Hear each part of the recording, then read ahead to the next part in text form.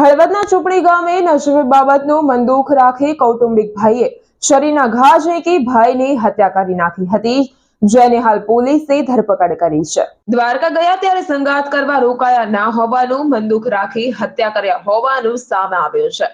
આદેરની હત્યા મામલે હળવદ પોલીસમાં ભત્રીજાએ ફરિયાદ નોંધાવી હતી, જેમાં હળવદ તાલુકાના ચૂપડી કૌટુંબિક ભાઈએ પોતાના જ ભાઈને છરીના ઘા મારી મોતને ઘાટ ઉતાર્યો હતો।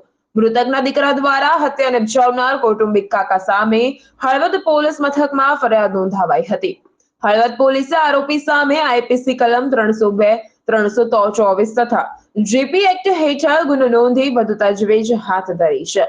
કૌટુંબિક ભાઈ ગણેશભાઈ ઓળખિયા ચૂપણી ગામના જાપા પાસે રમાભાઈના શરીરના છાતીમાં, પેટમાં, પગમાં આડીધડ ઘા ઝીંકી હત્યા કરી હતી। આ હત્યાના બનાવમાં મૃતક રમાભાઈના દીકરા ભરતભાઈ રામાભાઈ ઓળખિયાએ હત્યા નિપજાવનાર આરોપી ગણેશભાઈ વાલજીભાઈ ઓળખિયા વિરુદ્ધ ફરિયાદ નોંધાવી હતી, જેને પગલે હળવદ પોલીસે હત્યાનો ગુનો દાખલ કરી આરોપીને હસ્તગત કરી વધુ કાર્યવાહી હાથ ધરી છે। તારીખ 26/3/2024 ના રોજ હળવદ પોલીસ સ્ટેશનના ચૂપણી ગામે બે કોળી ભાઈઓ વચ્ચે મારામારીનો બનાવ બનેલો હતો, જેમાં મરણ જનારનું નામ છે રામાભાઈ મોહનભાઈ ઓળખિયા અને જે ઝઘડો થયો અને જે આરોપી છે એનું નામ ગણેશ વાલજીભાઈ ઓળખિયા।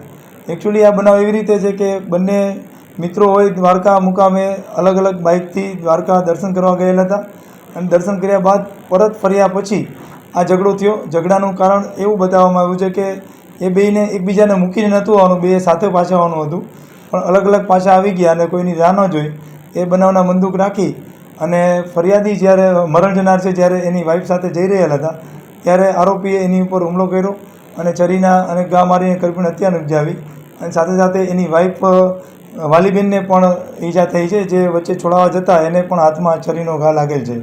મયુર રાવળ, જીટીવી ન્યૂઝ, હળવદ।